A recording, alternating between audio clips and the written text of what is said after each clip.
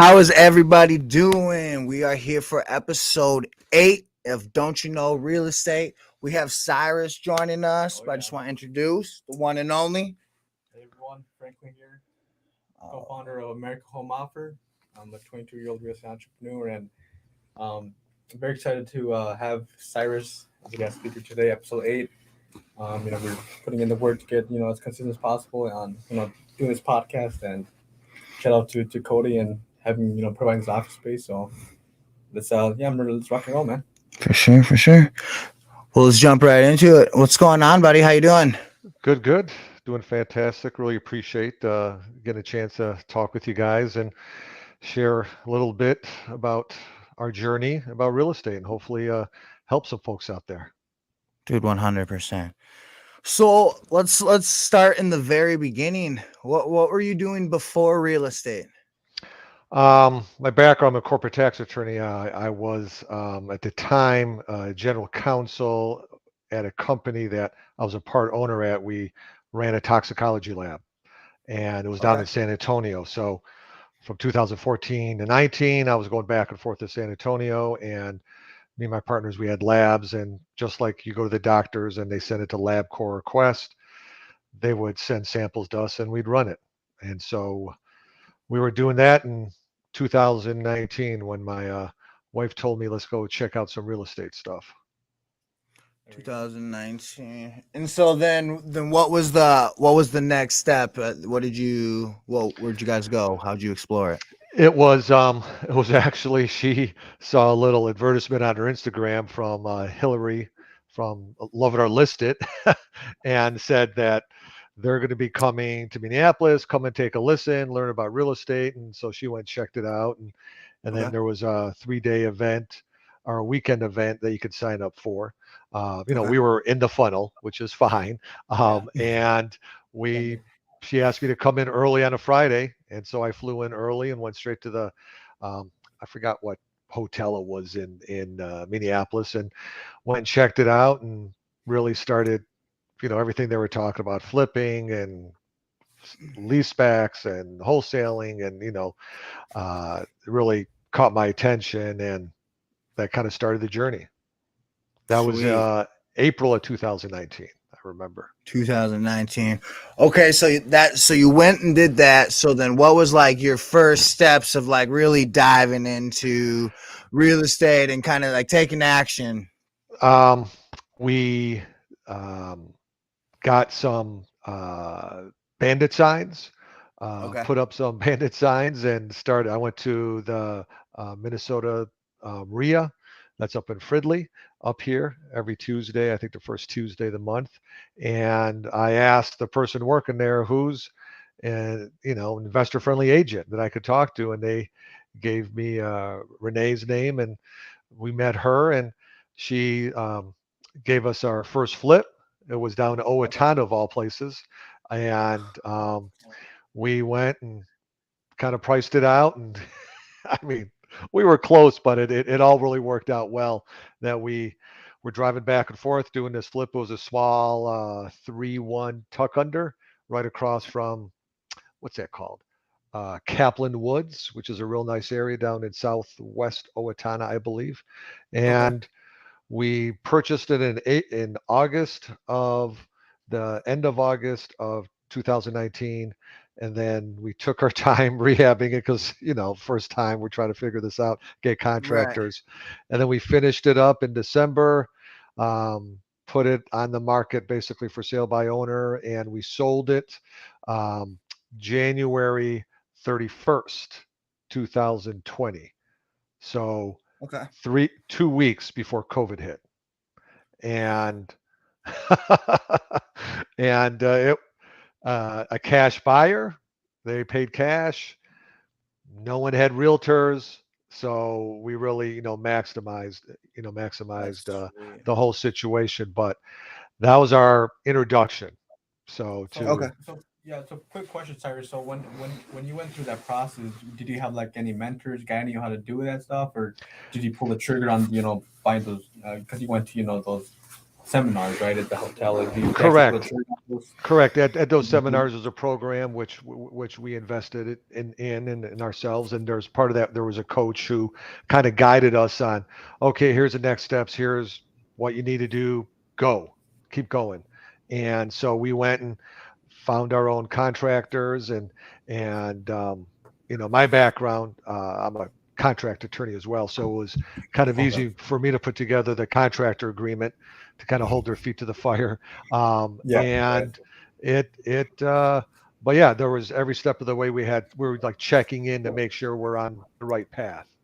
And we really didn't have any hiccups. I mean, outside of it just took longer than it probably should for the first time. But that's Right. yeah. Okay. So if you were to go back the process, what's something that you would do differently? Maybe some advice or tips and tricks that if someone was to do their very first, right, fix and flip, right? What's a tip or advice that you would give just to look into someone starting out? I would get multiple bids, Okay. and with the smaller projects, a lot of times people will say, let me go find a contractor, then they'll bid the whole project out. Well, they'll add 15 to 20% right on the top of everything.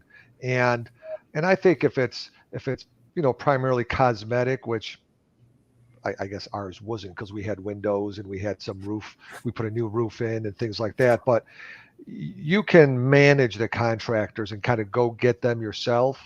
And um, and the real important part, I think, that my wife Cynthia was phenomenal at. She's super organized. Is she was the project manager and the designer. Is having the waterfall schedule of saying, okay, we got to get the electrical stuff done first, and then next we got to get you just start from the ceiling all the way down to the floor, and really keeping the contractor's schedule and making sure that they get there. And one of the ways you can make sure is you don't pay anyone up front. You Right. you buy your own supplies, and then Mhm. you have them come, because if you start paying them a big chunk of money up front, they You may never not know. show You up on you. take on, yeah, I mean, contractors, I hate saying it, is, and yeah, it, yeah. it's like the contractor Ponzi scheme, where they take your money and then they kind of finish up the job they're working on and get it paid, and then they kind of keep doing that, because a lot of them don't have their own lines of credit or financing to kind of get them going on the project. And I get it, they're bootstrapped, but that's just something to be very careful about, um, so you still have their attention. But I would say is go and get, if you get two bids, get a third. And so you and reach out to the community. Like, you could go in these Facebook groups where Right. there's multiple off market Facebook groups or investing groups, and reach out there and ask them, who do you recommend for a plumber down in Owatonna? And Basically, the find community people really that are comes, interested. they're really there, and they'll tell you, here's who we used and they're great. So you don't have to like go to Angie's List, Right. or I think it's called Angie's now. But yeah, that's a very important one, I believe. Okay. What were some of the biggest hurdles in the first one? Um, Keeping the time. It's We weren't really on top of day by day by day by day. Um, it days would kind of get away, and then looking back on it, it probably added a month to our project, where we could have been a little more diligent and intentional about getting things done and staying on top of things. Um, Mhm. it's like anything, you just got to Right. really, because it's very easy to lose days, Right. and the contractors don't care. They're just, No, it they're doesn't matter. making. They're making their money, but it's really kind of up to us to stay on the schedule, to not only with the contractors but also with the inspections, with the city, with the electrical, which is big, because electricals, it's all the state, and there's usually one electrical inspector for that area. And it's very important to get with them quickly and find out when they would like to come in, and make sure you don't go too ahead in your rehab. This Mhm. didn't happen to us, but I could see, like, if you go too far and they say, well, you got to take that part of the ceiling down to the wall so I can look at it. And that's something that's very, very Gotcha. important. Okay. Okay. Cool. Okay, so I know you're also a huge influence in the astro flipping community. When did you join astro flipping? How did you find them? What Oh even yeah, like moved you in that direction? I would say we were primarily flipping Okay. 2019, and we flipped a mobile home, which was actually very profitable in Farmington during that same time as we were finishing the Owatonna one. But the wholesaling kind of got my attention, and I'm thinking, okay, I'm really doing a lot of work for flipping, and I see the excitement and you see it on TV, and it's never like it is an HETV, guys. I'll just tell you that. Um, but it was online. I don't know if it was on Facebook or somehow I saw something about astro flipping, and this is back in um, I would say September of 2019. So around the same Around time, the same. Okay. um, I saw it was a email with Josiah. So this is Okay. pre-Jamil. And Josiah had a case study, and I sent a little email to go listen to this case study. They were interviewing a young couple that wholesale one property for 30 grand, and another one was under contract. And I like that didn't compute, but I'm like, okay, let me see what this is all about. Yeah. Gave them a call, and then I said, okay, let's go. So I kind of got started. I think it was October of 2019, um, and kind of went through the modules. I really haven't gone through all the modules since. I mean, all the way through. I've been 3 years, 4 years, but I kind of was checking it out, and but I was busy trying to finish our flips in the end of 2019, beginning of 2020. But yeah, it was the end of 2019 when I joined Astro.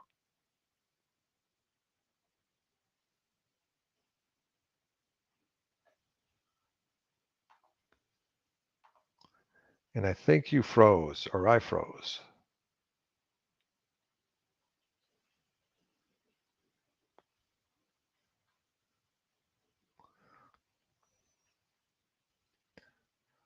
Well, I guess they'll come back.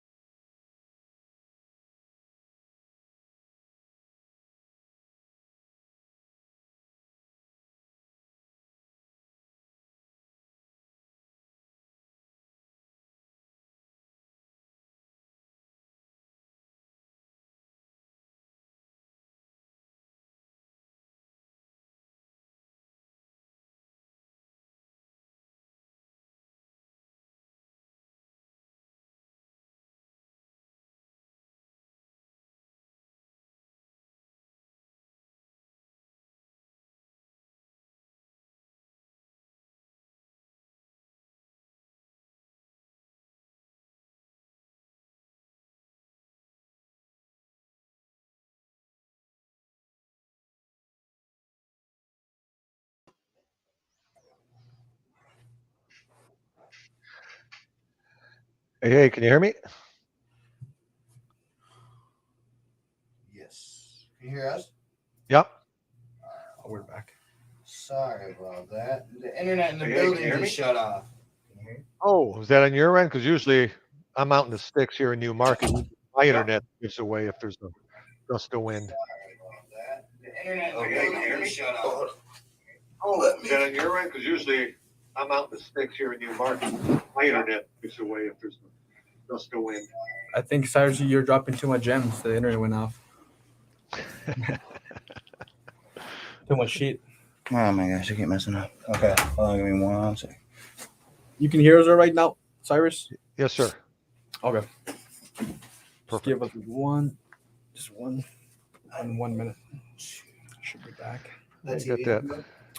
It's on, but the StreamYard's not on. There we go. There we go. Yep. Okay, cool. There we go. Try it again. I love that background. The background. The power of the green screen. But talking about what we're talking about, Josiah, the new astro flipping, right? Yep, yeah, just started astro flipping. I mean, I picked up astro flipping end of 2019, and really didn't start doing it until 2020. Okay. After after kind of COVID hit and we're finishing up our last flip. Okay. Did COVID have a big damper on the business, slow everything down? I mean, just was it everyone kind of stopped for I would say a couple weeks of wondering how bad is this going to be, because I remember I was looking at some properties and trying to figure out ARV, trying to figure out what would it cost, who's willing to go put money in to do a flip. Are banks going to deal with anyone? I mean, it was a couple of weeks of uncertainty, and then you just kind of started going. Yeah. So I have a question for you, because I'm actually part of the sub two mentorship, the community, and I feel like one of the biggest value that I get by being part of the community is like being part of a family member, right? You have a lot, you can network a lot, build relationships. There's actually a lot of deals going on. So how was your business before joining a community like Astroflip compared to like when you actually joined it? Like, did it? Well, I mean, I was on my own before, right. joining Astro and really accessing the community. Yeah, I mean, you exactly. can join, but if you don't access and participate, and Right. through the Facebook group or through the calls, but it's I've always kind of been a lone wolf, which doesn't Yeah. help, and Mhm. on everything I've done, but it's definitely um, it's a tremendous advantage to be able to lock into a community and ask a question and have people who've gone before you to answer it. Right. And it's not based on theory. It's here's what's happened to me 3 months ago, and you can ask the folks in the community who are local. So it's Mm. not like I'm getting an answer what's going to happen on escrow in California. It's in Minnesota. So it is a tremendous value that maybe the younger folks are with the social media. It's they get it, but Mm. I'm not as young. I'm a little a little older, and a little over, closer to 60 than I am to 40. It is something new, and but it is really refreshing how it speeds it up, For without a sure. doubt. How did you start to utilize, I guess, like astro flipping methods into your already like real estate business that you have built? I really didn't know how to wholesale, so I didn't have any bad Gotcha. habits, so to speak. Right. And it was in, I would say, the first, second, I would say March, April of 2020. It's when I started kind of dialing in, and at that point, Jamil kind of took over the weekly calls, Okay. which happened twice a week for us, and started calling in and listening, and kind of getting my confidence up and getting a better understanding. Because the one thing I want to tell people, it's not like it's going to happen overnight. And sure, you'll hear someone who says, "Oh, I got a deal in 3 days." Well, that's just randomness. Okay, that doesn't happen. That's not something you could systematize. Yeah. But it's just learning, taking the time, going over the modules, and just understanding the steps. And when you do that, and of course, it really locks in when you do a deal, so you really can. It's not theory anymore. That's when you start getting more confident because you're more competent. And that was what was happening with me. And what was nice is I was working with, I had a couple deals that happened in Rochester because there was a young actually not even an Astro student, but someone who called an agent who knew us, that we kind of did wholesaling, and that we knew him like a year ago. And he says, "Well, go talk to Cyrus and Cynthia and Efren," his name, Efren Sanchez, super young. Hey, I know Efren. Yeah, you know Efren, and down in Rochester. And he called me and said, "How, I want to, what do I do? How do I do this?" And I just told him, which I knew a little bit more than he did. I mean, trust me, it wasn't really that much more. And I just told him, "Well, start calling some agents." This is before agent outreach was even a thing. And I just said, just call some agents, see if they have anything. And so he connected with one agent, and he looked at a deal, and I went down with him and tried to figure it out. And we did everything wrong. We priced all, we got all the comps from the agents. If you know anything about Rochester, it's in quadrants, right? Northeast, northwest, southeast, southwest. Well, the property was in southeast, which is the I don't like to say favorable, but it had on average. And all the comps the agent gave us were northeast. So, we were like 20 grand off really on all the comps. And so we got a number, and he put it under contract, and I was helping him try to move it. I'm like trying to get my buyers. They're saying these comps don't make sense. So, we're learning all these things about how we did it wrong. Yeah. And we got that sold. And then he went, and as he went to go pick up my sign at that address, he saw someone at the fiveplex next door, and he walked over and asked who the owner was, and he talked to the owner, and that owner wanted to sell. So he called me. He goes, "Can you come down here and talk to this owner?" I go, "Okay, fiveplex, have no idea, but let's go." And so we went down, and we got that deal as well, and was able to move it. But that was the beginning of kind of, we were figuring things out. But then I would go on the weekly call with Jamil, and I would ask questions, or I would post it in the Astro private group of, how do you fix this? And I actually reached out to some big time leaders like Curtis Harvey at the time. I was able to talk to him a few times. He's out in California. And so really tapped into the community of every step of the way as we were going along as well. Sweet. Yeah. I mean, that you hit on a big point there, because when people are starting out this business, they want to learn everything from A to Z, but that's not where the money's at. The money's taking action, right? So one thing that I always recommend is don't learn everything right away. Learn step one, learn that, and then take action right away. Fail forward. That's how you progress. Which is exactly what you did. Right.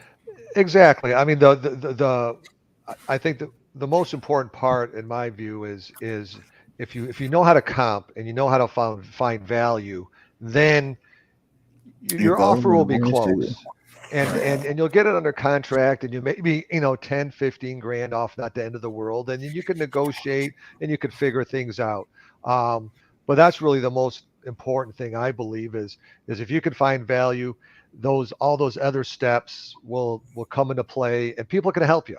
I mean, I've told young wholesalers, got any questions, call me, because I want you to figure it out, and don't be intimidated. And if anyone gives you grief, ignore it, because they're not helpful. I mean, you're out there trying to do to help a lot of people, help the agents, help the sellers, help the buyers. And so there's a learning curve, and that's what the community's for. 100%. You cut the learning curve in half. Even more so. I mean, even more so. But when you do your first deal, it'll really sink in all the steps. Right. Yep. 100%. So Cyrus, tell me more about how your team looks like. Do you have like some VAs calling for you to get leads? Are you just primarily doing agent outreach, or are you doing some direct seller marketing? Do you have some acquisition people under your belt? What does your kind of team look like, as of Well, now?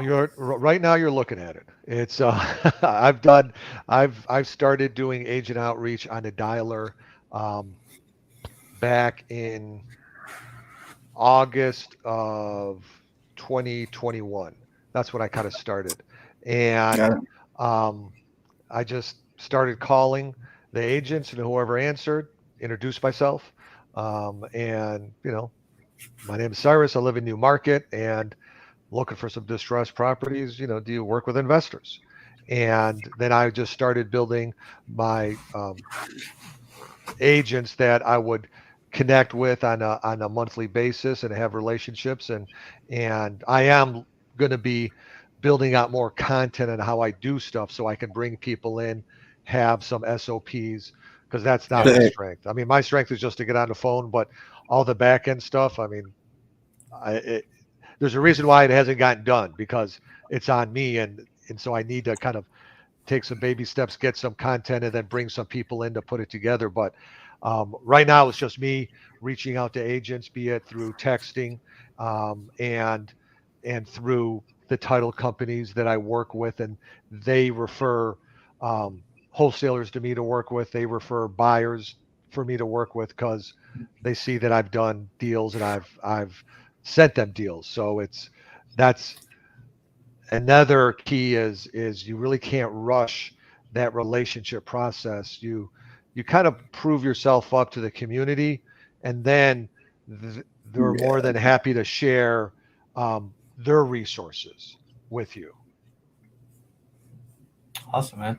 Awesome. 100%. Yeah, just going back from we're kind of going off of what you just said. Like in this business, obviously everyone has their like strengths and their weaknesses. And I just got done reading the book, The Rocket Fuel. I'm not sure if you read that book before. Rocket Fuel. They talk about the integrator role and the visionary role, right? And the visionary is kind of like you, or like they're usually good natural salesmen. They see the vision, but as far as like the organization skills and doing all the KPIs, the SOPs, that's kind of like a integrator role, right? So I'm kind of the same page where like I'm more of just hop the dialer, talk to people, connect with people, building relationships. But the organization part is like something that definitely I gotta find someone to help me out with. So No, uh, 100%. I definitely mean, it's kind of I mean, if you it's could good see to my know that. desk right now, you would know I'm a complete visionary. there's just there's just stuff everywhere. It's right now it's great. This above it's like it looks really organized, but yes, I mean I guess a visionary and I like being on the phone, talking to folks, figuring out the deals, Mm-hmm. piecing it together, but um, tracking things, making content, doing the very very important piece of the business. If you want to scale, that has not been my strength. So I'm always looking for assistance in that area. Okay, okay. So, all right, I got two more questions for you, real quick. Yes, sir. One of them, what's I mean, I know we're like halfway through the year, but like, what's the goals? What's the future looking like for you? Well, the future is looking really good. Goal is for the rest of this year is trying to get like 3 deals a month at a minimum, and to based on where all those revenues kick in, but to come in at I would say 350,000 in revenue. Um, Okay. and I may do some a flip, but I would be partnering up with someone who's basically going to do the work The work. because I got you. that's not our strength. And it's I'm better at, okay, let's go identify the property, lock it up, maybe help with purchasing it and some rehab monies, but um, the day-to-day project management and things like that, I that's not my area, but I know folks to do that. So, kind of looking at that area as well. Okay, so right now you're just primarily wholesaling everything. You're not doing any fix and flips Primarily or looking or anything. looking at it some investments on maybe midterm and like getting a better handle on the the midterm market. Probably not so much the short term because that's hospitality, and that's going to Yep. need a lot of attention. And Yeah. I'm already stretched thin as it is, and Right. I don't want to get started and then all of a sudden, you get a bad review and then it's over. Right. So just kind of want to stick with my strengths are in that area. Okay. And that's some good advice there because everyone who's starting out has to like the shiny object syndrome. They want to do wholesaling, Airbnb. They want to do like short-term rentals or rentals, whatever it could be. But if you stick to your to one thing, just one path, one route, and you play by your strengths, it's gonna get you much farther than trying to do everything at once, right? And I think it all starts with the wholesale process because you're Exactly. evaluating the deal, You're a and sort. and then the better you get, then you can start identifying which exit makes sense for you. Right. And at that point, if you have enough of the funds, and then you start learning the relationships, maybe with, a seller financing Yep. opportunity, or private lenders, then you can kind of start putting the puzzle pieces together. But really, I feel the wholesaling that's the foundational for all real estate investors because you learn how to comp and you learn how to look at it from a buyer's perspective because you got to interview the buyer, find out how they value things for you to be able to Right. Even get it get your under numbers. contract. Yeah, Right. Right. absolutely. Right. So I guess to even follow the second question with that, for new people watching or that are gonna watch this video down the road, what would be your advice for somebody that's like, I want to get into real estate. I don't know if I should be an agent. I don't know if I should do wholesale. I don't know. I mean, I have the funds to do a flip, but should I do a flip? Like, what? Like, what should you do just starting brand new?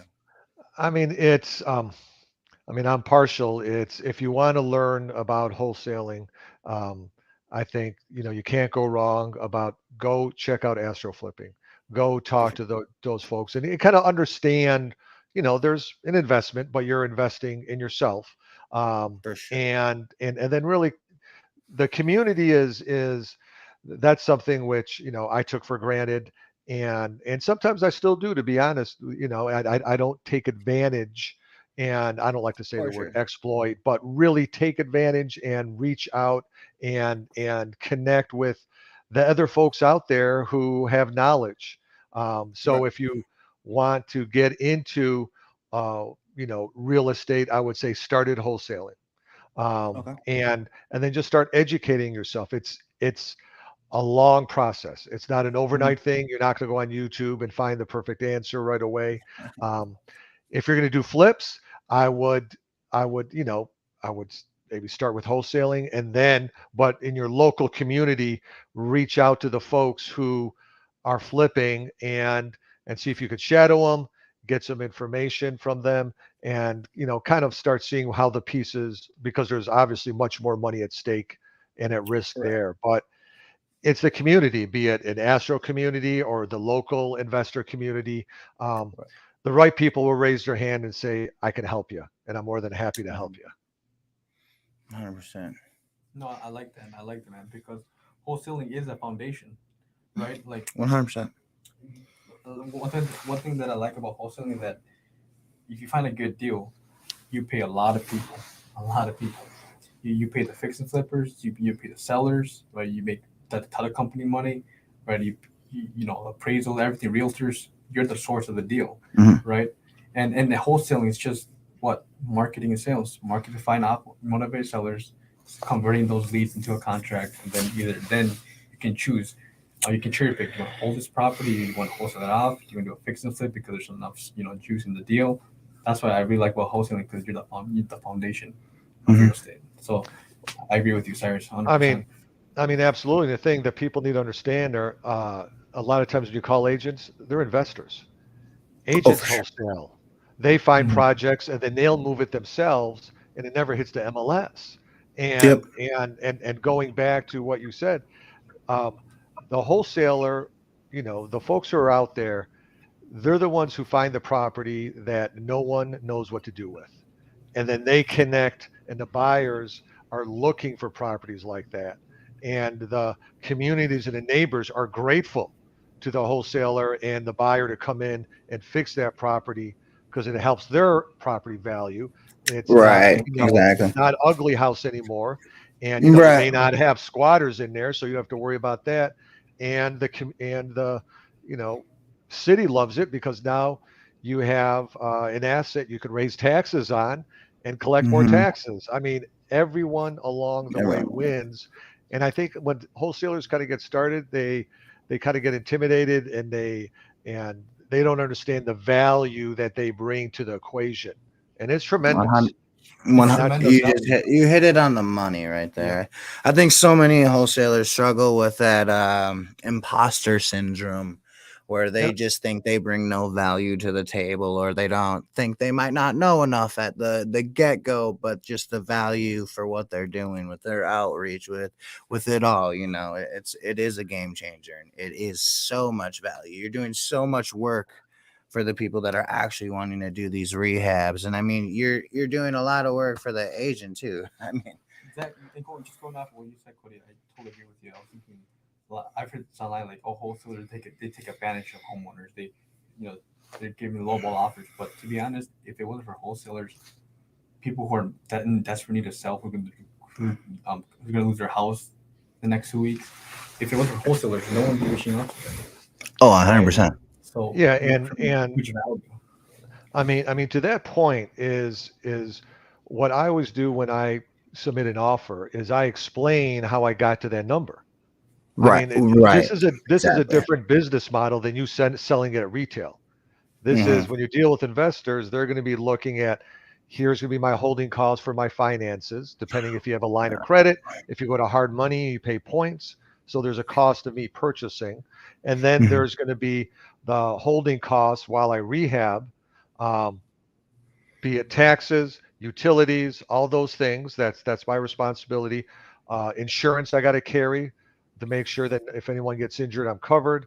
Right. And All your and then permits. I mean, everything. I mean all of that from the permitting to and so I explain here's what the rehab cost is, here's what the financing cost is. Mhm. Carve out like I just so you know, I carve out 7% on the top because when I'm figuring out my price, because I know if it's either myself or another rehabber is gonna fix it up and flip it when they put it back on the market, you got to have like 1% for closing costs when you resell, 6%, up to 6% for commissions for the realtors. Then, I mean, all of these costs, and then you got to make a profit, and then that's how we got to the number. So I know it's lower than what you anticipated, but that's I mean, my it's the business facts. model. And if that number doesn't work, well, then, I mean, I always tell them good luck because I would love for you to get more than what I'm offering because that means Right. you're going to be in a better position. You're pulling away. But Mhm. Yep. if it doesn't work, I'll still be here for a little bit because I may pick up another project and not be buying. But the wholesalers, I would recommend that you explain how you got to that number and break it down with Mhm. those costs from holding costs, financing, repair and profit margin and resale cost. And then all of a sudden they discover how You got your that number. Yeah. that's the number. And Mhm. it's not like I took a number out of the air and I'm Right. stealing equity because there is no equity. Because if there was, you would have already sold it. It's Exactly. potential equity. No, yeah, I 100%. like that. I like that because as you do that, as you follow that process, not only you're only saying the facts, but you're actually building rapport with the seller. You sound 100%. way more credible. You sound like Mhm. someone. Okay, this guy knows what he's doing. He's giving me the numbers. He's explained this to me. He's probably experienced. You're building so much rapport, and in wholesaling, you got to build rapport with these sellers, Mhm. right? Or maybe even with an agent, you got to be rapport. Hey, I'm actually a credible buyer. So Mhm. I definitely agree with that process that you follow. 100%. 100%. Well, I mean, we're gonna wrap up here, but I mean, honestly, man, thank you so much for hopping on and Yep, absolutely. dealing with the technical Hey, difficulties that we had. But honestly, man, it's always a pleasure to talk to you, learn from you, and I mean, for people that want to reach out to you or try to learn more for you, what is the best way that they can get a hold of you? probably the best way, because I should be a little more on social media, but best way is you could either call me or email. Okay. The number is 952 and my email is just Cyrus, Cyrus at Minnesota Gothic. That's all spelled out. Minnesota, then GOTHIC.com. I have a small Instagram account, which I'm going to start, actually posting some things, but that's just my name, Cyrus Kashef, spelt out. Okay. All And right. I love to help whoever needs, help people out there figure stuff out. 100%. What's before we end this podcast? Right, what's one piece of advice someone who's trying to start this business, right? Maybe someone's trying to do wholesaling, flip, whatever. But just in general, if someone wants to do this business, what's a piece of advice that you would give them that can maybe expedite their journey or get that deal sooner I or would faster? I would get very I would get active in understanding your market and learning how to comp, and then if you have to partner up with some folks who've already done it or join a community, do so, because going out and starting out on your own, it's very, very, very challenging. I mean, Right. that's where people hit struggles. They may not Mhm. comp it right, get a hiccup, and then they'll say, real estate's not for me, where you Right. really didn't give it a fair shake. Um, you know, like if you're going to run a marathon, you're not going to give up after your first week of training. You got probably Right. about 16 weeks. So um, be in it for the long run. Yep. Because if you're in Great it for the advice. long run and you're going to give it a year, then Give it be that full patient, year. give it that full year, and get around the people who know what they're doing, who've had success, and are willing to help you. Mhm.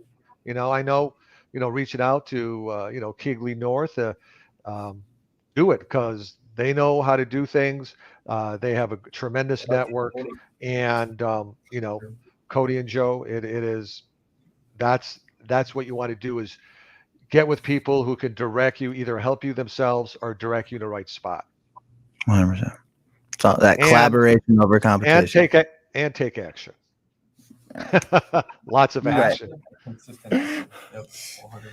Yo, thank you so much for joining. Absolutely, buddy. We'll have to get together and throw like a little investor meetup here again and try to do Yeah. something special for the community again.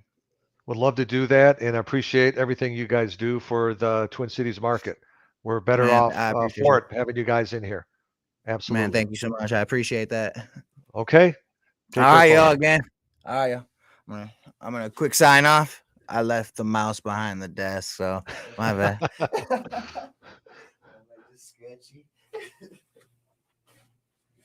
But all right, y'all. Thanks again, Cyrus, and we'll talk Okay. soon. Take care, guys. Appreciate it. Thanks, Cyrus.